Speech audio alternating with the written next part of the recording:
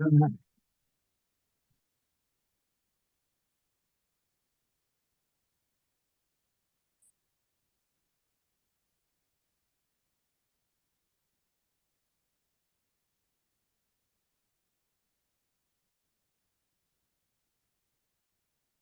morning, everyone. I would like to acknowledge that this meeting of the Statutory Planning Committee is being live streamed, and I welcome everyone that is logged on to the meeting today. The meeting is being recorded and will be available for viewing via the Commission's website or YouTube. I wish to advise observers that committee members may refer to technical devices such as phones and laptops throughout the meeting to assist them in considering the information before them. Opening the meeting, I also acknowledge that we meet today on the traditional land of the Whadjuk people of the Noongar Nation, and I pay our respects to their elders past and present. We move to item 1.2, apologies and leave of absence. Attending in person today are myself, Commissioner Cole, Member Franklin, Member Harmon, Member Moore and Member Knight. Attending via Zoom, Commissioner Lakey. And apologies and leave of absence from Commissioner Brooks, and for part of the meeting from Commissioner Adair. Are there any applications for leave of absence, please? Thank you. We move to item 1.3, disclosures of interest. And I have a disclosure of interest on item 3.1, standard structure plan for Brabham, third stage. Before us today for determination, that is from Commissioner Lakey. That's an impartiality interest. Commissioner Lakey advised, previously an employee of Limited. He ceased employment with Pete in February 2023. Development WA is development partner on the project. My view is that Commissioner Lakey can stay in the meeting and participate. Any objection to that from me? No. Item 4.4, the City of Swan Local Planning Scheme number 17, amendment number 219. With us today for a recommendation to the Minister, Commissioner Lakey has declared a pecuniary interest, indirect pecuniary interest, and advises that he provides consultancy services to Parcel Properties, who are one of the landowners. My consideration is that Commissioner Lakey will lead the meeting for that particular item. Item 4.6, City of Wanneroo District Planning Scheme number 2, amendment number 214, the consent to advertise. Commissioner Lakey has declared an indirect pecuniary interest and advises that he provides consultancy services to Hesperia, but not on this project. Hesperia are one of the landowners. Determination is that Commissioner Lakey should leave the meeting for that particular item. Item 4.6, City of Wanneroo District Planning Scheme number 2, amendment number 214.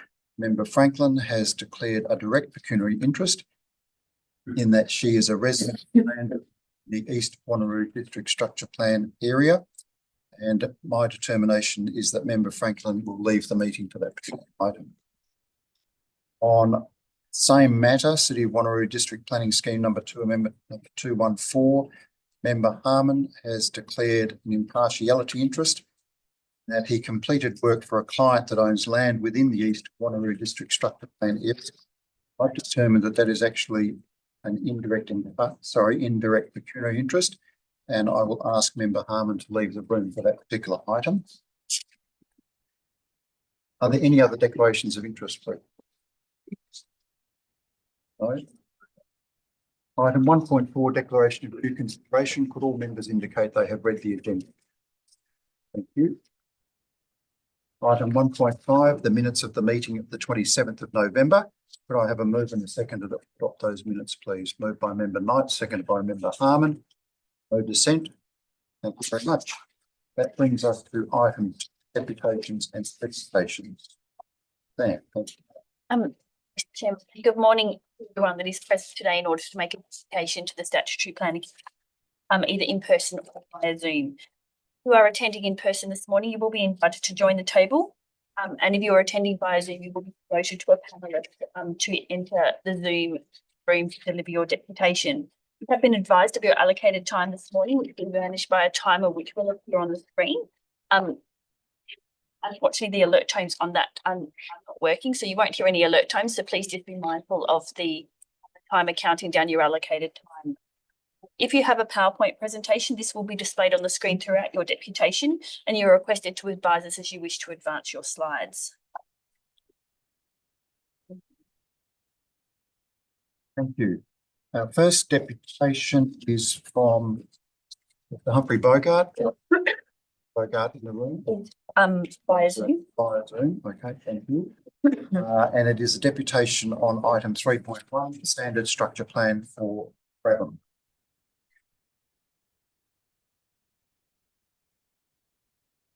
Good morning, Mr. Bogart. If you can hear us, can you please turn your video on so we may see you? Yeah, I know. Yeah, should have me now. Thank you very much, and good morning and welcome to the Statutory Planning Committee. As the Chairman's outlined, you're here to present on item 3.1 this morning. You do have a PowerPoint presentation which we'll bring up on the screen now, and if you just advise us if you wish to advance the slides throughout your deputation. Thank you. Yeah.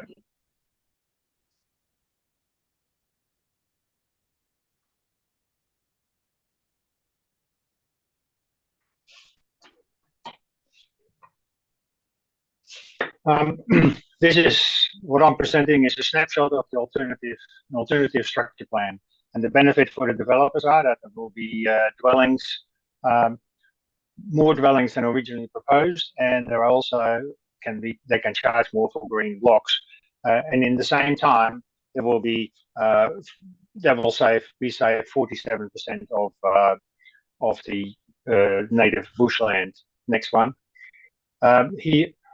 Here we have a map of trees. There are 1,500 trees with a useful life expectancy greater than 40 years. And they will all be destroyed by the current plan. Next, please. Here I have created a density map of all the trees, and there's about 47% of high density and 21 hectares of lower density. The site is 100 hectares, so percentage in hectares is about roughly the same. On the right, you see the total completely degraded areas. That is about 30 hectares. So those two maps are complementary, so to say. So next, please. Now, to both save the trees and to have the same number of housing, then we need to make a compromise in one way or another. So I suggest here in a proposal that if we have to go up to 4 floors in certain ways, and in the way I've set it up there, it's about 39 hectares that is the footprint. Next, please. And part of the extra dwellings is because I'm building on top of the commercial site. The commercial site is 3.6 hectares, so if you say half is parking lot, then 18,000 square meters is available, so we could have about 300 extra units to be developed. Now, one thing is very, very well known, that having lots of greenery around is a good health benefit and well-being for people. So therefore, any savings of natural habitat is essential. Next, please. Here we see the original design is very, very car-centric. On the left, you see a drawing from a child that is driven to school by a parent. But on the right, the child walks, and we can see the cognitive development benefits of walking. Now, so we have to increase the number of cycleways and more walking as well. And there are plenty of examples in the Netherlands and Denmark as well. So it is not just about environmental sustainability, it's also about social sustainability. Next, please. The original structure plan presented to the public, we had reports and surveys and traffic studies and all sorts of things. What have we presented by the WAPC now? It seems to be only rings of word. I have not seen an alternative design or an amended design that we could comment on. So have there been any alternative designs presented to the WAPC? Well, if that's not, then this is the first one. And this is only a snapshot of a structure plan documentation that I will be prepared. Next one. And next one. Next one. And I also recommend that the panel that they should go on site with under guidance of experts from DBCA to see the amount of destruction that the original plan has outlined. And I have to stress that we are in a climate emergency. Thank you. Thank you very much, Mr. Bogart. Committee members, are there any questions, please, of Mr. Bogart? No, thank you very much for your deputation. We move to item 2.2 on the same matter, a deputation from Jane Bennett of CLE Town and Design, Paul Morgan from Peak Limited. Sorry, the order has been changed. We're going to item 2.3. Shuffle the order a little bit. Sorry. We can go to 2.3, so we're not sectors. 2.3, then 2.2. Sorry about that. So we're joined by Phil Russell, City of Swan. Good morning, Phil. Morning, Mr. Chairman. Phil, you're going to address the committee on item 3.1, which is the standard structure plan for Brabham. Item 0.4, the City of Swan Local Planning Scheme number 17, amendment number 219. And item 4.5, the City of Swan Local Planning Scheme number 17, amendment number 220. And Phil, you've got 6 minutes in which to address the committee. So thank you. Thank you, Mr. Chairman. Mr. Chairman, with your indulgence, I have a very simple précis of what I will speak to, that if I can hand that out, if I can circulate that for the benefit of the committee members. Thank you. The left.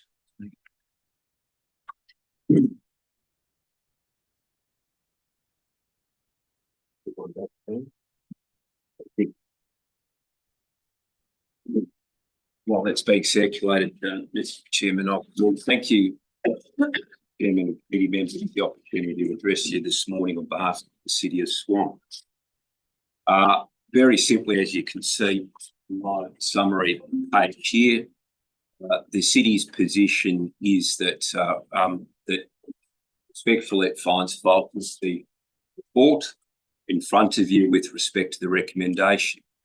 Importantly, at 1, the report recommendation at 2 to 4 is incorrect.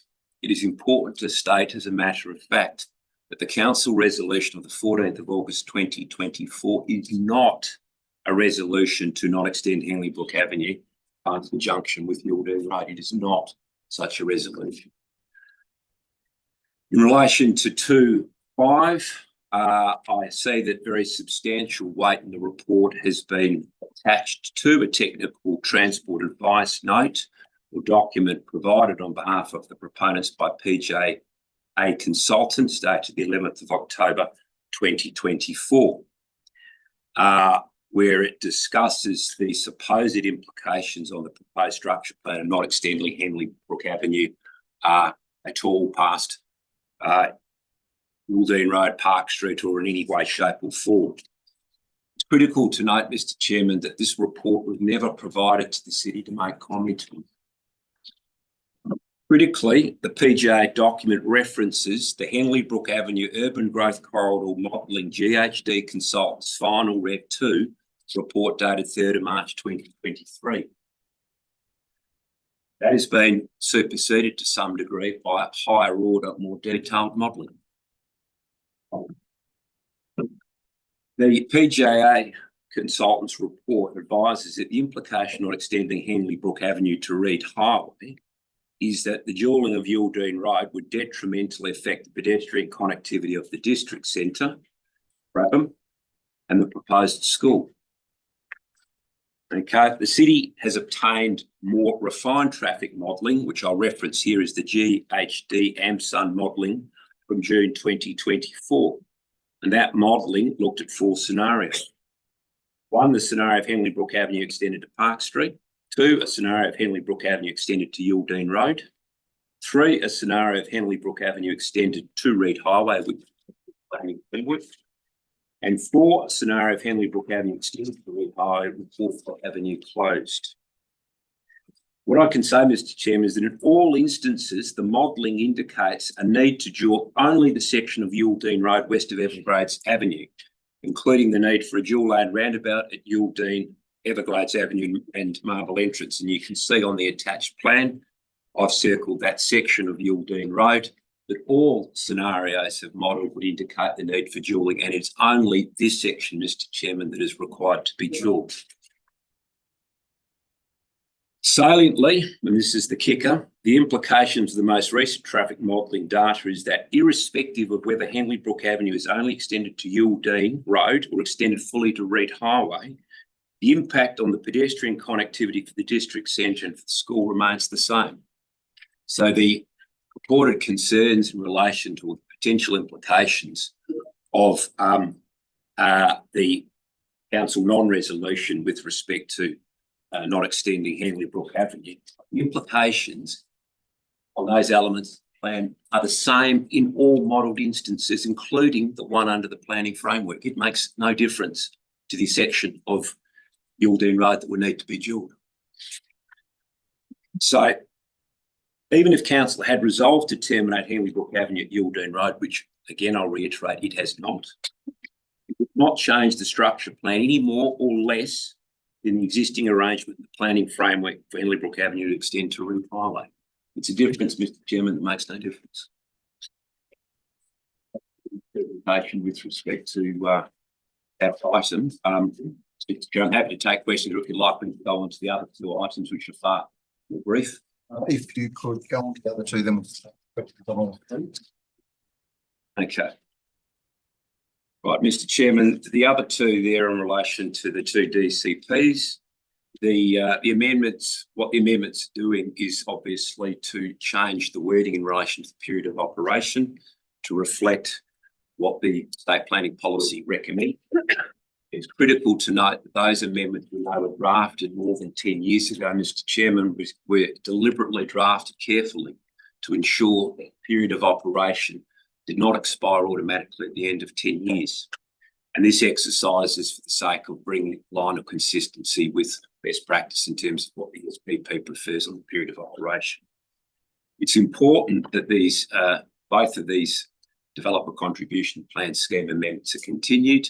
There is still substantial sums of money, which I believe has been, details of which have been circulated to the committee in terms of outstanding contributions still to be paid in the development of both the Dayton and Brabham, necessary for the cost recovery and funding of the community and other infrastructure that have been developed in those areas.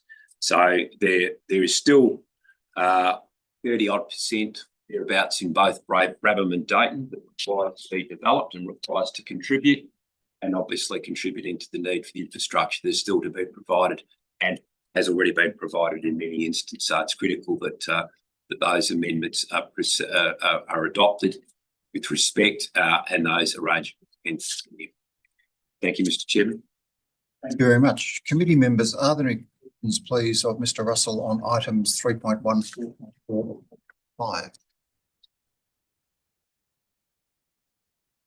No questions. Thank you very much, Bill.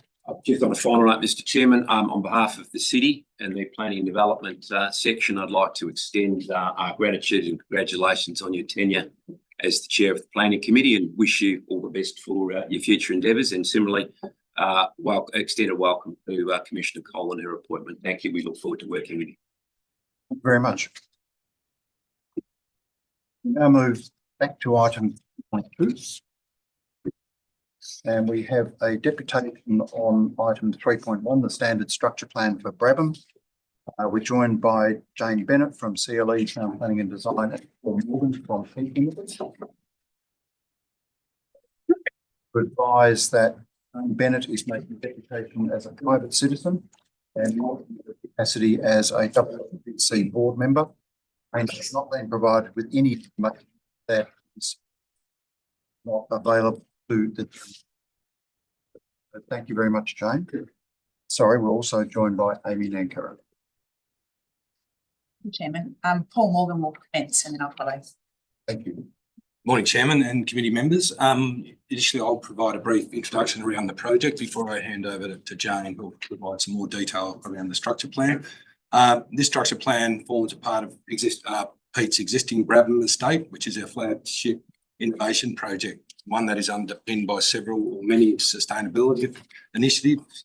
Examples of this being 6-star Green Star Community rating from Green Building Council, Better Life Bonus, which has got significant sustainability opportunities for every purchaser of our lots to the value of around $13,000. And importantly, we've also delivered the highest rated two-storey home with a NABERS rating of 9.2, which we use on an ongoing basis for display and education in the community. The other piece is around innovation. We've made a significant commitment on this project with our development partner, Development WA, and we've progressed a number of opportunities around built form, artificial intelligence to deliver a great place here, smart cities, net zero, and we're currently progressing a micro power grid opportunity. I think you'll all be aware of the current market. Brabham has seen incredibly strong sales over the last 2 years, and we're forecasting that ongoing. We feel that the market will be strong for a period of time in this corridor, and that's why we're keen to progress our second development front, which falls within this structure plan area, and we're looking to commence that in early 2025. Importantly, as a part of that, we will deliver important diversity in lot product and affordability in this market that's becoming more of an issue. And we'll also be focused in this area adjacent to the future train station to deliver more opportunities around sustainability and innovation as we interface, and density as we interface with that train station. So I'll hand over to Jane. Thank you. Thanks, Paul. And thank you for the opportunity to make a deputation this morning. I'm making a deputation as the consultant planner on the project for Peat and Development WA. The structure plan was lodged in February following an extensive planning and design process. This included 2 design review panel meetings where the proposal was supported. And since lodgement, we've been working collaboratively with the city staff. And whilst we understand the city has made that deputation earlier against the proposal, it is noted that the city's officers provided a comprehensive recommendation to council in support of the project back in August. The issues raised in the final council recommendation have been thoroughly considered by the department's officers, and we agree with the position outlined in the SPC report. We note that re-advertising and modifying the proposal prior to consideration by the committee would be inconsistent with 30 years of coordinated planning in the area when ultimately seek to delay the structure plan and housing delivery. It's also important to note that the city has not proposed any amendments to the region scheme or any amendments to district structure plans or regional plans to reconsider Henley Brook Avenue. A local structure plan would not be the vehicle to reconsider a regional road. The structure plan will support delivery of the much needed Brabham High School, and I might just ask you to go to the second plan, please. This is the district structure plan. This is the LSP. So the structure plan will support delivery of the high school, which you can see on the plan, which is required as soon as possible to support the corridor's growing population. Government's allocated $15 million to the planning of this high school site, and a subdivision application has been lodged to create roads and that high school site as is very much needed by Department of Education. We acknowledge the submissions received in relation to the environmental attributes of the site, and whilst we understand the concerns raised, the structure plan has been identified for urbanisation since 1994. It has obtained relevant federal EPBC approvals, and 4.35 hectares of black tree habitat is being retained in accordance with the approval and set aside as a conservation reserve in the southeast corner of the site, you can see there, and this is in addition to the 15% public open space that's already provided on site. The landowner is also required to revegetate a portion of the adjoining Bush Forever site adjacent to Henley Brook Avenue and contribute to purchase of offsets of over 350 hectares. Approximately 350 mature trees are currently identified for retention, including almost 50 trees for black cockatoo nesting. Further tree retention in road reserves will be investigated as part of the design process, and we note the condition in the recommendation for a modification around this. There's also a comprehensive street tree master plan will be implemented where homeowners will be provided with between 1 and 4 trees to plant in their front setback as well. As Paul mentioned, stage 1 residential component will commence next year, most likely in the northeast corner of that plan. Separately, we have a precinct structure plan amendment for the district centre, which you can see it's actually the white section there that's subject to a precinct structure plan at the northern portion included in LSP3. This was supported by the city's council and staff and looks to bring community facilities in early in the project in proximity to the Metronet station. We'll be turning our attention towards a final structure plan over the land west of LSP3. So you can see that area that's between the edge of the structure plan and Drumpelia Drive that abuts the Metronet station. That's subject to an MRS amendment at the moment to bring it in, all of it into an urban zone to allow us to progress a structure plan. And once that MRS amendment's progressed, then we'll be proceeding with the structure plan. This will align with the Whiteman Station Precinct Master Plan and support connectivity to the now operational Whiteman Park Station and the constructed pedestrian underpass. So in conclusion, we support the recommendation before SPC and we are agreeable to all the modifications in attachment 13. We welcome any questions you may have. Thank you. Thank you very much, Jane, and thank you, Paul. Committee members, are there any questions, please, of the deputation? No, thank you very much.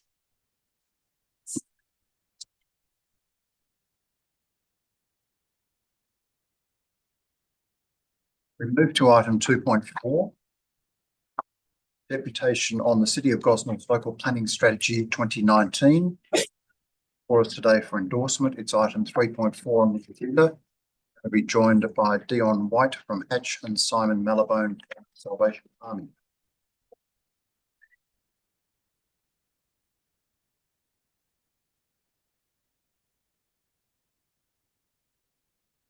Good morning, Dion and Simon. If you can hear me, can you please turn the video on so we may see you on the screen?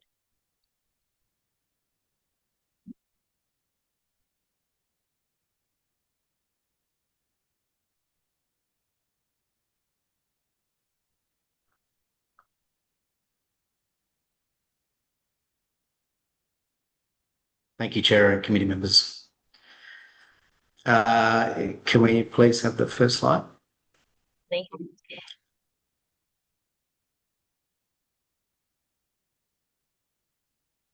So Dion White from Hatch, just on behalf of the Salvation Army, represented by Simon Malabone, who's just online as an observer. The Salvation Army have 50 hectare site out in the City of Gosnells between the Seaforth and Scott stations. It's an important facility for them in the sense that the Salvation Army property portfolio now is being proactively managed as a critical source of long-term revenue to fund their various social streams in terms of homelessness, drug and alcohol rehabilitation, domestic violence shelter. The Gosnells site straddles the Gosnells and Armidale boundary, and the Armidale portion is identified as urban investigation under Perth and Peel. It is also part of a wider urban investigation area that in total with the Salvation Army landholding is 125 hectares. We spent the last 4 years as part of a volunteer effort to help Salvation Army progress long-term urban rezoning over the site, and that has included detailed planning, environmental and engineering investigations. In 2021, we received support from the City of Gosnells to include the site as a planning investigation area or urban investigation area under the local planning strategy that's before you today. That was followed up in 2022 with a pre-lodgement request through Anthony Mascaro's team, and that identified no fatal flaws through the referral period. We haven't sought determination on that pre-lodgement request due to some internal review that was going on within Salvation Army, but that pre-lodgement request has just been reinitiated and updated referrals are underway. Next slide, please. As you can see from the attached, it sits in a very strategic location between the Seaforth and Kelmscott stations. The two circles there, the northern circle is the the Salvation Army landholding, largely within Gosnells, and the second circle on darker patch there is the planning investigation area that sits within Perth and Peel. So very strategically located between the two Metronet precincts. It has direct freeway access to Tonkin and highway access to Albany Highway. Has established retail, education, recreational amenity. It has, importantly, all major trunk services available on a number of frontages. And whilst there are some sensitivities associated with the land, they are manageable in terms of the bushfire ecological and hydrological considerations. Next slide, please. This is just a more detailed illustration. The northern parcel, again, is the Salvation Army landholding. The southern area and the second circle is the wider planning investigation area. But I guess what this demonstrates is the ability for not only a very well-connected infill parcel, but also a self-sufficient community that can be provided with local retail amenity, retention of some of the heritage attributes on site, key ecological corridors, in conjunction with the wider investigation area to the south, capable of delivering 1,500 homes or thereabouts. And simply, I guess today all we're seeking is that the urban investigation potential that's been supported by the City of Gosnells be retained and recognised within the strategy that you are about to adopt today. We obviously do appreciate and respect that it is just an investigation acknowledgement, and the pre-lodgement request is an important vehicle to follow through on the technical investigations. But to date, as per the 22 investigation, there are no fatal flaws, and we will be following through with that pre-lodgement request early in the new year as those referrals come in. Importantly, there also is a local planning strategy coming through for the City of Armidale that is considering a similar opportunity. So we'd also like to put that on the radar of the Commission so that the land can be appropriately recognised. Thank you. Thank you very much, Dion. Committee members, are there any questions, please, of Dion? No questions. Thank you for that information, Dion. Thank you. We move to item 2.4, the City of Gosnells Local Planning Strategy for endorsement. Again, item 3.4, and the joint deputation also discussing the City of Gosnells Local Planning number 24. So the strategy and the scheme. We're going to be joined by Eric Denham and Ian McElwee from Taylor Burrell Barnett at the table. And you've got a combined deputation of 5 minutes. So over to you. Thank you. Thank you, Mr. Chairman. And I'll just take the opportunity as well to acknowledge your tenure and welcome Ms. Cole and other members. Congratulations on your appointment. So we're speaking in relation to the draft local planning scheme number 24, and specifically focusing on that sub-precinct in the South Bullfinch guide plan area. So Alberton Property and my colleague Owen, speaking on behalf of Tony Grassi, who is in control of Lot 98 on the very south there on the corner of Gay Street and Southern River Road. That's identified as a local centre under the draft guide plan, but in the draft scheme that's before you today, that's been identified as residential R20, which is obviously a little bit of a missed opportunity, and something that we see as something that could be easily addressed through this process right now. And obviously, there's 4 land holdings fronting Southern River Road that aren't within the control of our direct client, but in the interest of orderly and proper planning, it really makes sense to consider that entire sub-precinct as a whole. And basically what our ask is today is to reflect the densities that are reflected in the draft guide plan, which are more or less changing from residential R20 before you today to consider residential R30 and the local centre zone in the corner. So if you just go to the next slide, you'll just see these land holdings within their planning context. So that sort of broader sub-precinct you can see with the black dashed line there is essentially what we're asking for, to consider R30 over that land holding as a logical sort of sub-precinct. And one of the reasons and the logic for that is that there is already subdivision approvals that have recently been approved by the Commission, which I'll get to in a moment, over that land, based on the R20 code, when we have contractors that are almost ready to go on that, but we've just taken the foot off the accelerator for the outcome of this. It does give us a chance to relook at some more affordable land prices if the R30 code is amenable to the Commission. So if you just cast your eye around, you'll see the prevailing densities of some of the other structure plans in the area very much identify large swathes of R30 and R40 in that prevailing area. So very consistent with that density in the surrounding area. Just advance to the next slide. And you'll see that's the South Bullfinch Street precinct. You can see it's very obvious to see the precinct that we've identified is very much consistent with the exact densities that are in the South Bullfinch Street precinct. Now, I imagine the city, if they are speaking, will probably advocate for an urban development zone. Again, the reason that might make sense for the balance of the precinct, but The reason that that's not appropriate in this instance, if you did advance to the next slide, is we do have subdivision approvals in place. So that was just granted recently for the top half, lot 100 and 105 for the R20 code. Now, you only have to go across the way to see the Ambia Street structure plan has lot sizes of a similar fashion that are selling for about 450,000. Now, the banks need to match that land price with the home, as you know, to stack up. It's a $900,000 proposition we're looking for in these lot sizes, which straight away prices out a lot of that first home buyer demographic. So not a very good affordable outcome in amongst the government's broader agenda of addressing the housing and rental crisis. And you can skip 2 slides and I'll transfer straight to my colleague who focus on the local centre on.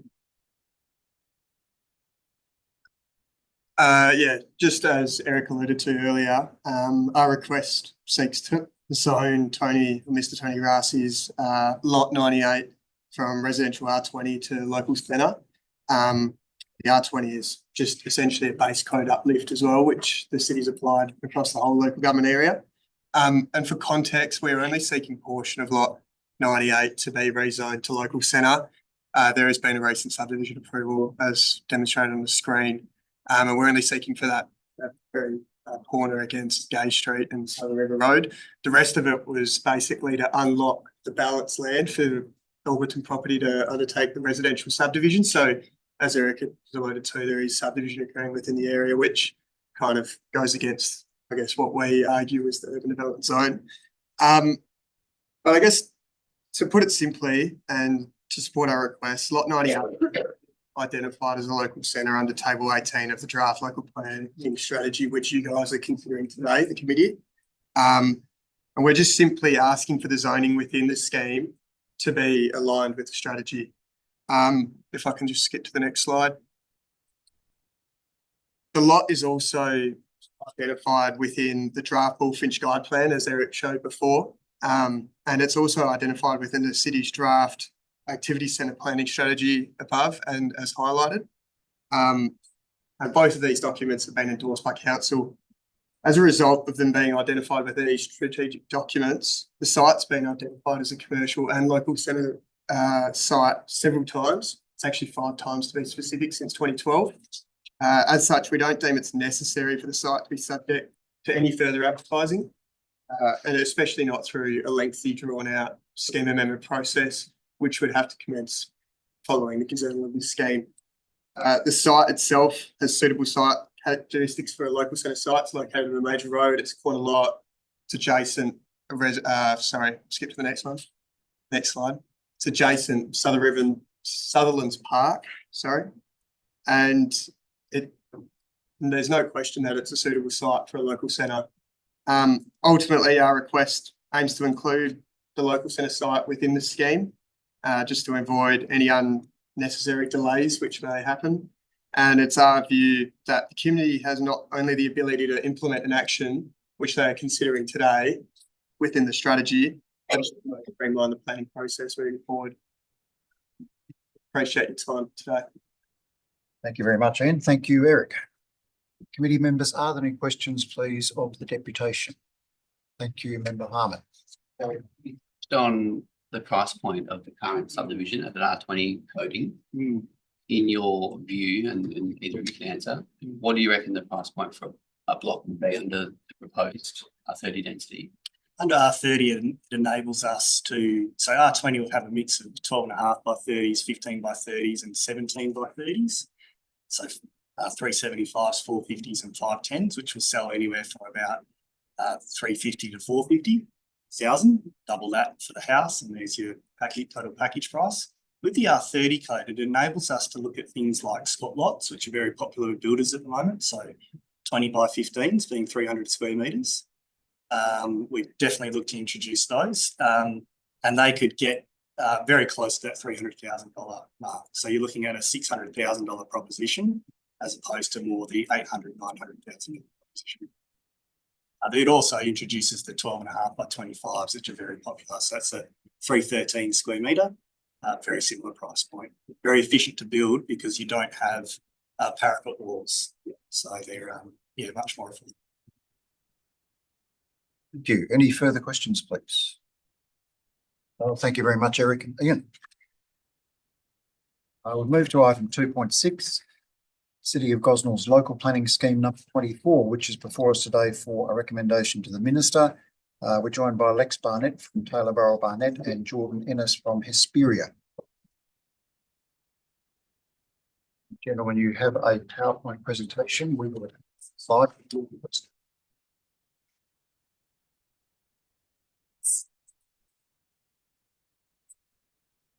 Thank you, Mr. Chairman, and good morning to you and fellow committee members. We're here to talk about the Maddington, can we have the next slide, please? Maddington Kenwick strategic employment area, or and particularly our request to excise this precinct from 24, where we are presenting on the presumption that this proposal is being supported in the report before you. We don't know that for sure, but we have been working at some length with the officers of the city and the CFH for some months on this, leading to this point. So we're hoping that that is being supported. We're here representing Hesperia, who has invested substantially in precinct 3A in particular, developing the Highlands Road Highway Logistics Park. More recently, they turned their attention to development and planning precinct 1. Next slide, please. So there are a number of significant planning actions that are currently in train in the precinct under the current scheme, and the key ones being the 2 rezoning amendments for middle sub precincts 2 and 3B, and these are at a critically advanced stage of completion. Importantly, EPA agreement was only just recently reached on those amendments, and that has really been the last roadblock. And so we're now in sight of being able to finalise those amendments. Next slide, please. These matters, unfortunately, they weren't sufficiently advanced to be able to carry over into the new scheme at the time the scheme was being prepared. So now we're faced with a situation where if the precinct is not excised from the new scheme, then these critically important amendments will effectively be extinguished with coming into the new scheme. And then we'll be faced with having to start the process all over again once the new scheme is in place. So, final slide, thanks.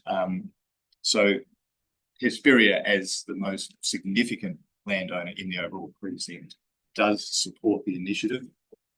We see it as a sensible solution to a rather unique problem, and it will allow the existing scheme amendments to continue on to finalisation and maintain that important strategic employment land supply in the precinct. We can't imagine that there'd be any other landowner in the area who would be adversely affected by this move. We anticipate full support. So we do urge the committee to that action. Thank you very much, Lex. There's a number of matters you've raised there that we will discuss with the officers when we get to the item.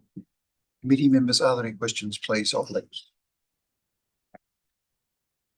No questions. Thank you very much. Thank you. And Chairman, if you may indulge me just one moment, we'd like to extend my thanks and congratulations for your stewardship, quite an amazing stewardship over a number of years. And I personally enjoyed that relationship.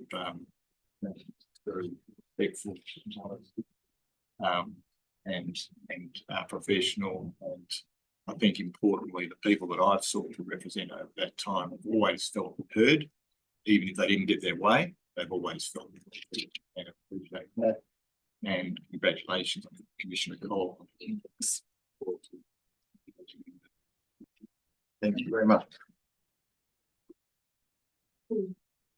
Item 2.7 has been withdrawn to item 2.8. City of Fremantle Local Planning Scheme amendment number 87, with us today for a recommendation to the Minister. It's item 4.1 on the agenda, and we're going to be joined by Nathan Blumenthal from the City of Fremantle via Zoom.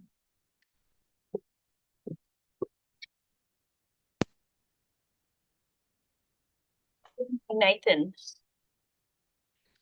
Yes, hi, can you hear me? thank you. As the Chairman has outlined, you're here to present to us on the committee on item 4.1 on their agenda. So over to you when you're ready. Thank you. Yes, thank you. Thank you, Mr. Chairman and members of the committee, for allowing me to address you today on behalf of the City of Fremantle.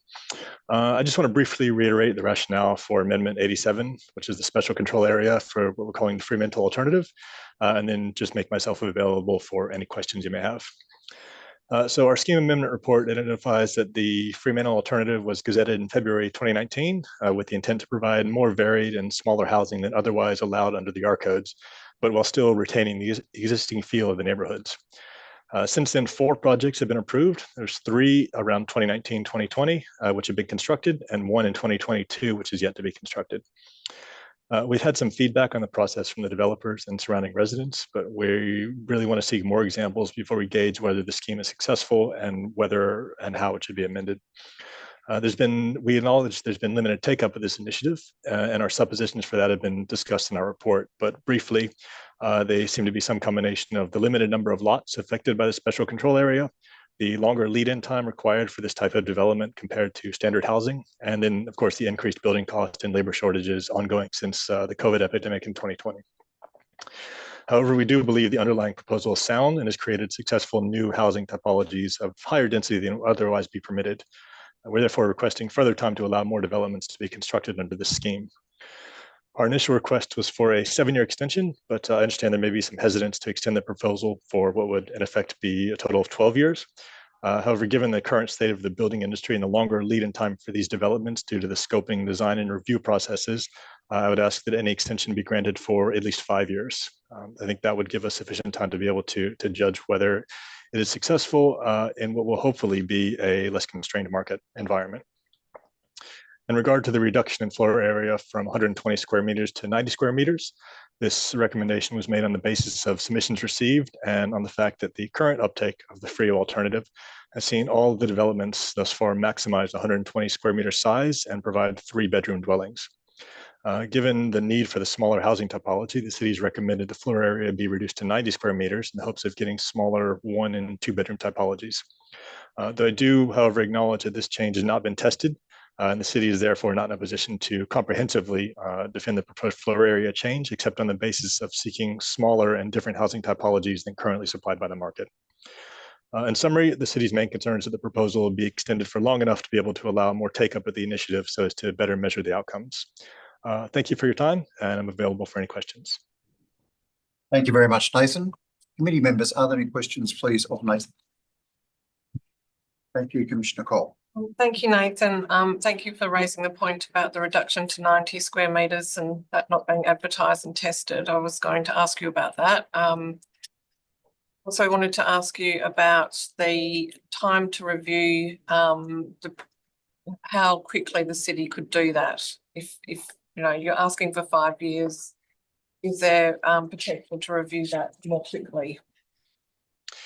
There is potential to review sort of as part of our look at the new scheme that we're investigating.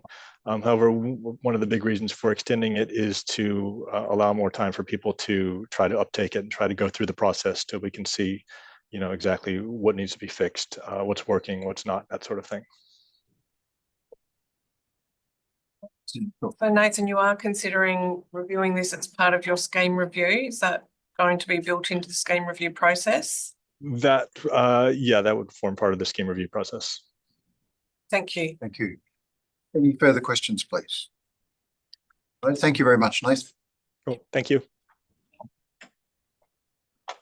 Brings us to the written deputations. There are 11 deputations on the Brabham structure plan. There is one written deputation on the City of Gosnell's planning scheme number 6, amendment number 184, and one written deputation on the City of Gosnell's local planning scheme number 24. So we'll take those as read by members of the committee, and we move to 3 non-confidential items. And I am going to call a short break, but before we do that, I'll just see if there's an appetite to move any of the items under number 3 on block. So item 3.1, the standard structure plan for Brabham. Discussion on that particular matter.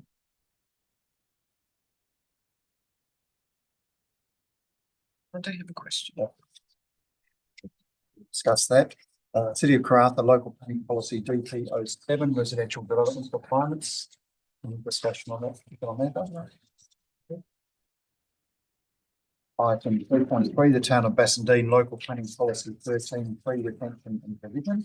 Amendments to the residential design codes. Any discussion on that particular matter? Franklin? City of Gosnell's local planning strategy. I want to ask a question on that. City of Nedlands local planning strategy amendment number 1, certification to advertise. Any discussion on that one? No discussion. Oh, just the deputation, my apologies. Okay, so items 3.2 and 3.5. Could I have a move and a second? Those on block. Seconded by member Hart. Thank you very much.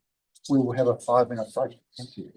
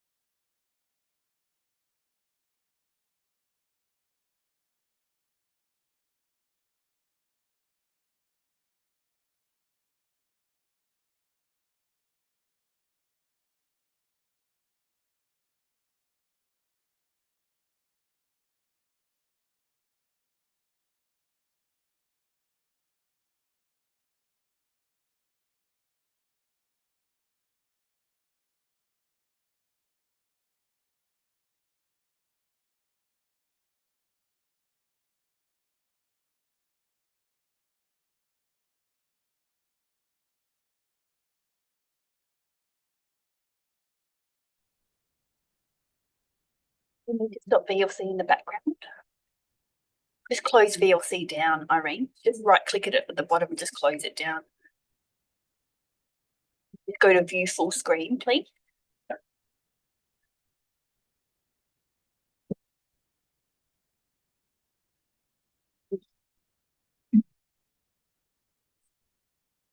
Thank you. Welcome back to the meeting. We now move to item 3.1, the standard structure plan for Brabham, third stage for determination. We're joined by Andrew and Mario Carbo. Good morning, gentlemen.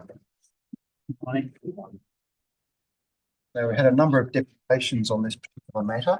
So the first thing I'll ask you is to comment, please, on the deputations. Thank you, Chairman. We feel our report still addresses all of the relevant issues and don't have anything to add. We're happy to answer any questions that members have. Thank you very much. And we did have a briefing on this earlier this week. So I will now hand over to members. Commissioner Cole, you had a question on this one. Yes, thank you. Look, I just wanted to acknowledge the written submissions that have come in to the SPC, mostly going to environmental concerns, and some of that was addressed in deputations today, but there has been quite a lot of discussion from the written deputations around drainage and rising groundwater. So I just thought it would be useful to outline response in relation to those two issues. I'll perhaps start. Thank you for the question. I'll perhaps start and then Mario can add in. So the structure plan is supported by technical information, local management strategy, environmental reporting information. The state government agencies haven't raised any fundamental concerns. As the applicant has said, there's a federal approval in place for the clearing of vegetation, and the structure aligned with that.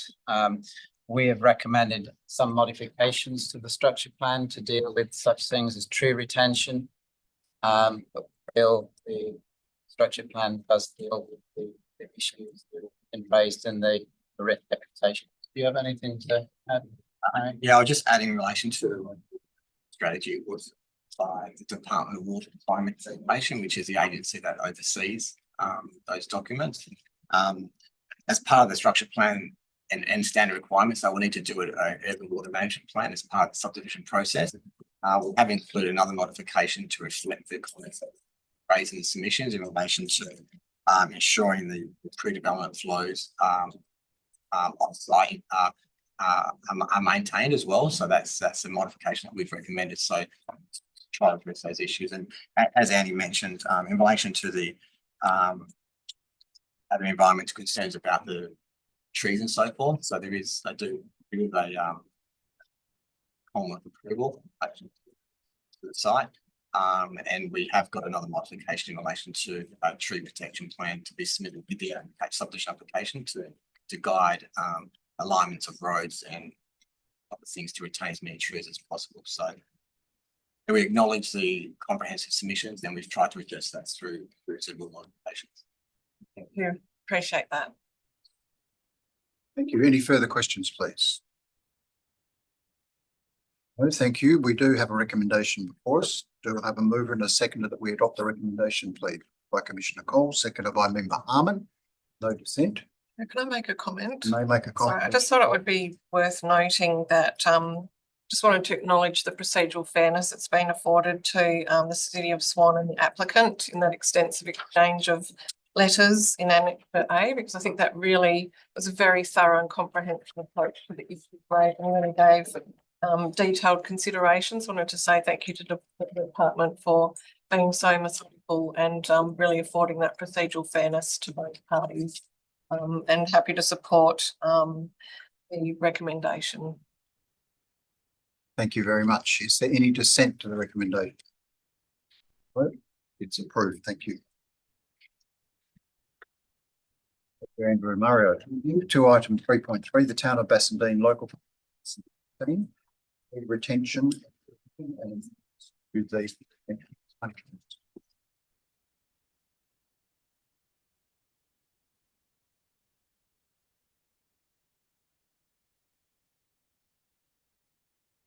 joined by Dale and Tim.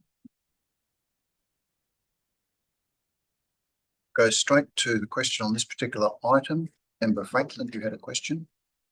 Yes, thank you, Thank you. Chair. I acknowledge that this policy addresses two elements, that being our codes variations and to do with tree retention. I was just wanting to make sure that the resolution makes that it does not in any way endorse the draft condition referral advice that's implied as part of the content of the policy. I just wanted to raise that with you, and I think we raised it up in the briefing. If you have anything further to add in that respect, Yeah, the town already requests this condition on subdivisions. We have not been imposing it. We only impose it as an advice note, so we wouldn't typically in terms of dealing with subdivision, we wouldn't be guided by a local policy, so it will in no way constrain us. If there is a condition we need to impose for tree retention, we most likely start with the standard condition that we have and potentially include that as an advice note. It's not a constraint to the conditions. and you have a degree of confidence in the recommendation as provided today that present an issue going forward. Thank you. Any further questions, please? We have a recommendation before us. Do I have a mover and a seconder that we adopt the recommendation, please? Moved by Commissioner Cole, seconded by Member Knight. Any dissent? No dissent. Thank you very much. We move to item 3.4, the City of Gosnell's Local Planning Strategy 2019 for endorsement. By Rowan and Rebecca.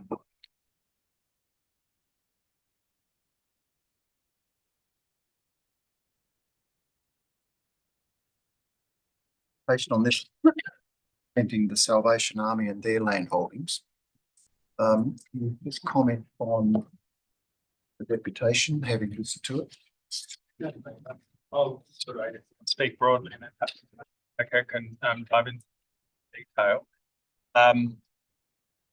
In a nutshell, the issue from our point of view is around allowing the pre-lodgement advice request to progress and not have the strategy, I suppose, prejudice that in help preempt it.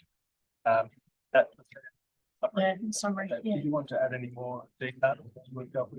So some of the issues that some of the calculations we had during the process of assessing that submission was I guess the character between that lot. So to the western portion, it had access to sort of roads, and then the eastern portion was more rural in nature. And then also that lot was severed by the Canning River as well. So considerations around bushfire, access, potential for revegetation, topography is also a fairly significant consideration. I think the variation in topography is quite significant. It's up to, I think, 15 metres potentially. One of the considerations we had as well was potentially refining the investigation area sought through the submission, but then from comments about that potentially prejudicing anything that's been through the pre-lodgement process already, and how that extent of that investigation area would be determined.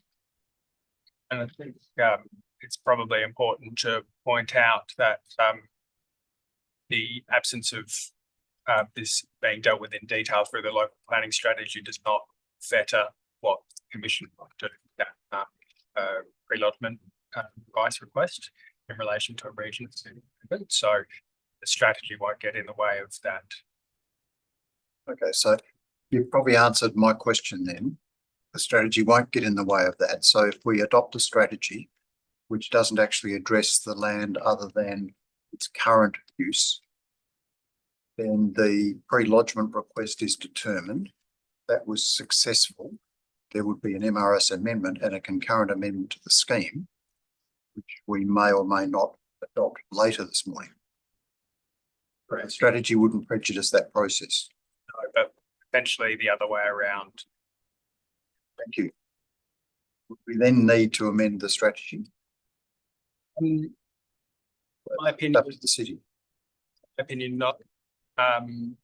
Strategies are intended to be flexible enough to accommodate new proposals. Those new proposals test on their merits, using the rest of the state or the state planning front items. Thank you. We may have lost Commissioner Lakey.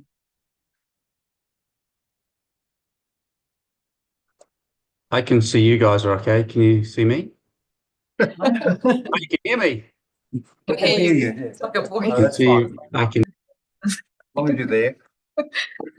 Wow. You're back here. Any further questions, please, of Rowan or Rebecca? Thank you, Member Palmer. The second deputation that touched on the fire plan and expressed the density changes and local centre to accord to that. What's your view on that?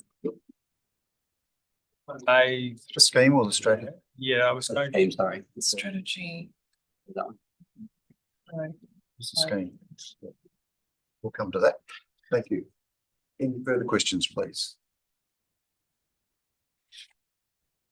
And you're back, Paul. Okay, no further questions. We have a recommendation. Before us, do I have a move and a second that we adopt the recommendation, please? Moved by Commissioner Cobb, seconded by Member Harmon. No dissent. Thank you. Thank you, Rowan and Rebecca.